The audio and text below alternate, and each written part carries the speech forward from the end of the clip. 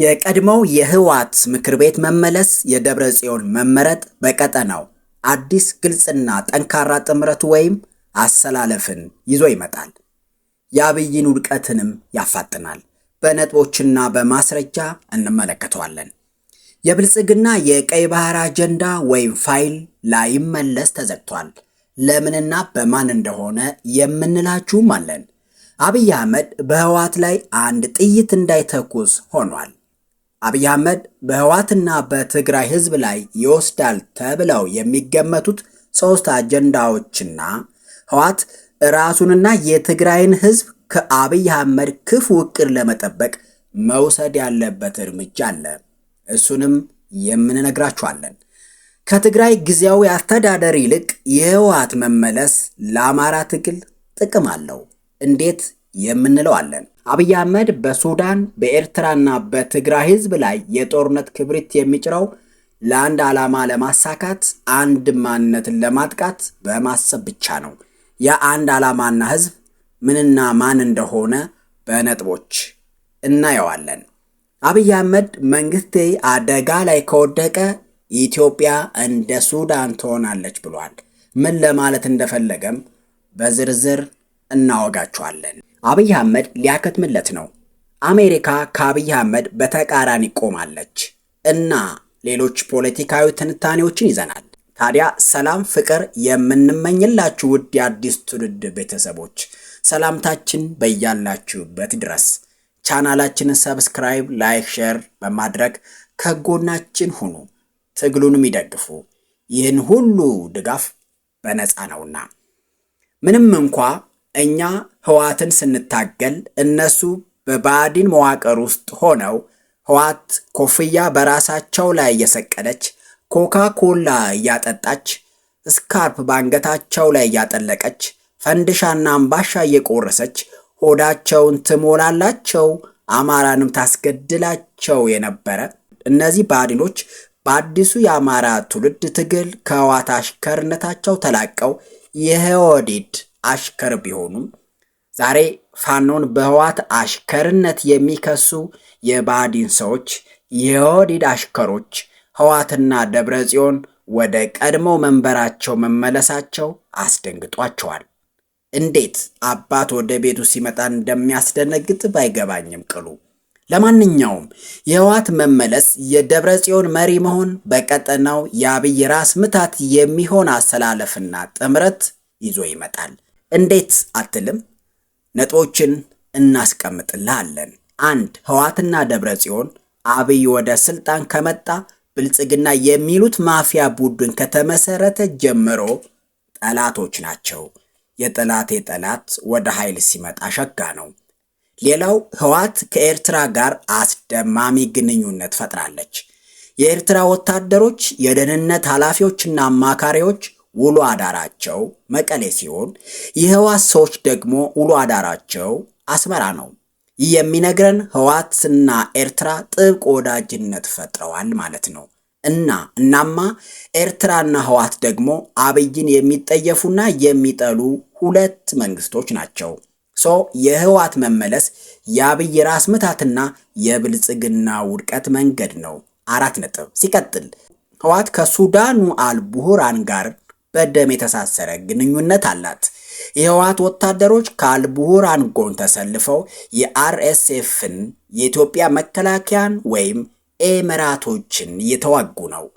የአልቡርሃን አስተዳደር ደግሞ ከአማራ ፋኖ ጋር መልካም ግንኙነት አለው። ከ20 ሺህ በላይ ፋኖች በሱዳን ውስጥ እየሰለጠኑ እንደሆነ መረጃዎች ያመለክታሉ። ጽምዶም ማለትም የአማራ የኤርትራና የትግራይ ጥምረት በሱዳን ቢሮ እንደከፈተም መረጃዎች ያመለክታሉ። ኤርትራም ለራሷ ስትል ከህወሓት ጋር ብቻ ሳይሆን ከፋኖ ጋር እየሰራች እንደሆነ መረጃዎች ያሳያሉ። በተጨማሪ ኤርትራ ከአልቡርሃን ጋር በህይወት መስዋዕትነት የተሳሰረ ግንኙነት አላት። የኤርትራ ወታደሮች ለተለያዩ አገልግሎት ሱዳን ውስጥ ናቸው፣ ህይወትም እየከፈሉ ነው። በምስራቅ አፍሪካ ካሉ የፖለቲካ ድርጅቶች ሁሉ ለህወሓት ስስ ልብ ያላት አሜሪካም ከኤርትራ ጋር አዲስ ግንኙነት እየፈጠረች ማዕቀቧንም እያነሳች ነው። ያ ማለት የኤርትራና የህወሓት ግንኙነት ከመቼውም በላይ ይጨምራል። እዚህ ላይ እንደ አማራ ስጋትም አለኝ። ከአሜሪካ መንግስት ጋር ለመገናኘት መንገድም ይፈጥርልናል። ከኤርትራና ከሱዳን ጀርባ ደግሞ የምንጊዜም የአሜሪካ አጋር የሆነችው አፍሪካዊ ሀገር ግብፅ አለች። እነዚህ ነጥቦች ስትገጣጥማቸው የሚሰጡን ፋኖን፣ ህወሓትን፣ ኤርትራን፣ ሱዳንን፣ አሜሪካን፣ ግብፅና ሌሎችን ያስተሳሰረ አዲስና ጠንካራ አሰላለፍ ተፈጥሯል ማለት ነው። በተለይ የአሜሪካ መንግስት ለኤርትራ ያሳየው ጀርባ ሳይሆን ፊት ለአብይ አህመድ አሳዛኙ የዲፕሎማሲ ክስረት ነው። በህወሓት ላይ አንድ ጥይት እንዳይተኩስ የሚያደርገው ልጓሙም ነው። የአብይ ከግድቡ ወደ ወደቡ እያለ ህዝብን ያጀጅልበት የነበረው ፋይል ላይመለስ ተዘግቷል። አሜሪካም የወደብን ጥያቄ በኃይል ለማስፈጸም መሞከር አደጋ አለው ስትል አስጠንቅቃለች። ትራምፕ ኢትዮጵያ ታሪካዊ የባለቤትነት ጥያቄ ያነሳችበትን ቀይ ባህር ዳርቻ ቁልፍ ቦታ ከተቆጣጠሩት ኢሳያስ አፈወርቄ ጋር ለወዳጅነት ወስነዋል።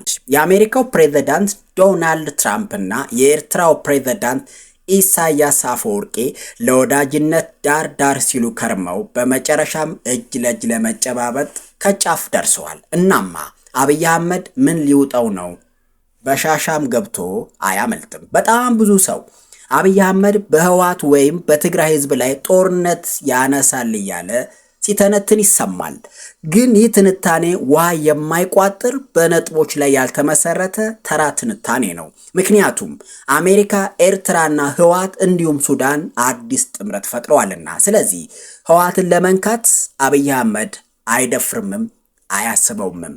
ግን ምን ሊያደርግ ይችላል ካላችሁ 95 በመቶ ዝምታ ሲሆን ራሱን በቀጠናው ትግል ማለትም ከሰሜኑ፣ ከቤኒሻንጉሉ፣ ከኦሮሚያ ተባሮ ሸገር አካባቢ የሚሰበሰበው የብልጽግና ቡድን መብራት፣ ኔትወርክ፣ ባንክ በትግራይ ላይ መቁረጥ ነው።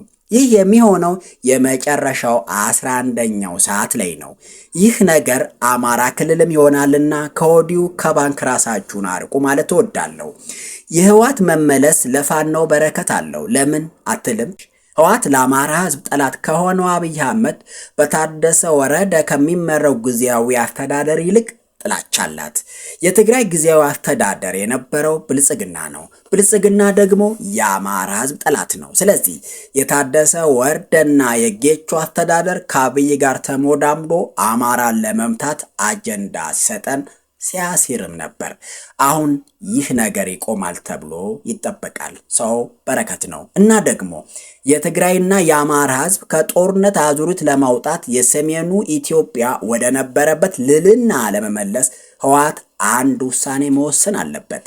ህወሓትም እንደ ድርጅት መቀጠል፣ ለትግራይ ህዝብ ሰላም ለማምጣት ደብረ ጽዮን ማድረግ ያለባቸው ማድረግ የሌለባቸው ነገሮች አሉ። ማድረግ ያለባቸው ከፋኖና ከአማራ ህዝብ ጋር እንዲሁም ከአፋር ህዝብ ጋር ወዳጅነት መመለስ ሲሆን በመግለጫም ይሁን በተግባር ስለ ወልቃይትና ራያ ማንሳት የለባቸውም። ይህንን ታደረጉ ሰሜኑ ሰላም ኃያልና በኢኮኖሚ በማህበራዊ ፖለቲካዊ ሁኔታዎች የተሳሰረ ይሆናል። ሰሜኑ የአበሻ ህዝብ ማለትም ኤርትራ፣ አማራና ትግራይ ከተባበሩ በሁሉም መንገድ አሸናፊ ናቸው። ህወሓት ከአብይ አህመድ የሚጣልበትን ማዕቀብም በቀላሉ ማሸነፍ ይችላል። ከአማራ ጋር ይነግዳሉ፣ በጋራ ይታገላሉ፣ በጋራ ይበለጽጋሉ። ይህንን በደንብ መስራት አለብን እላለሁ። አብይ አህመድ በሱዳን በኤርትራና በትግራይ ላይ የጦርነት ክብሪት የሚጭረው ከባህር ዳር በሚነሱ ድሮኖች ሱዳንን የሚደበድበው ነገም ኤርትራና ትግራይን ከባህር ዳር በሚነሱ ሮኬቶችና ድሮኖች የሚደበድበው ለአንድ ዓላማ ብቻ ነው ካደረገው ማለቴ ነው። እሱም ከሱዳን ከኤርትራ ከትግራይ በሚወነጨፉ ሮኬቶችና ድሮኖች ባህር ዳር ማውደም፣ ሶስቱንም ኃይሎች ማለትም የሱዳኑን አልቡርሃን፣ የኤርትራውን ኢሳያስን፣ የትግራይ ደብረ ጽዮን ጎትቶ በአማራ ምድር ላይ ለጦርነት መጋበዝ ሲሆን የአማራ ህዝብን በግራም በቀኝም በሚተኮስ ጥይት መጨረስ፣ ክልሉንም ሰብአዊ፣ ኢኮኖሚያዊ፣ ማህበራዊ አደጋ መፍጠርና ማውደም ነው። በመጨረሻም ታላቋ ኦሮሚያን መመስረት ነው። ታዲያ ፋኖና የአማራ ህዝብ እንዲሁም ኤሊቱ ብዙ ስራ ይጠበቅበታል። አስተያየት ስጡ። የህወሓት መመለስ የደብረጽዮን ስልጣን መያዝ ለአማራና ለትግራይ ህዝብ ግንኙነት ምን ያመጣል ብለው ያስባሉ? ከፋኖ ጋር ይጣላሉ ወይስ ይጣመራሉ ብለው ይገምታሉ? አስተያየት ይስጡ። አዲስ ትውልድ ሚዲያን ሰብስክራይብ፣ ላይክ፣ ሼር ደግሞ ያድርጉ። እናመሰግናለን።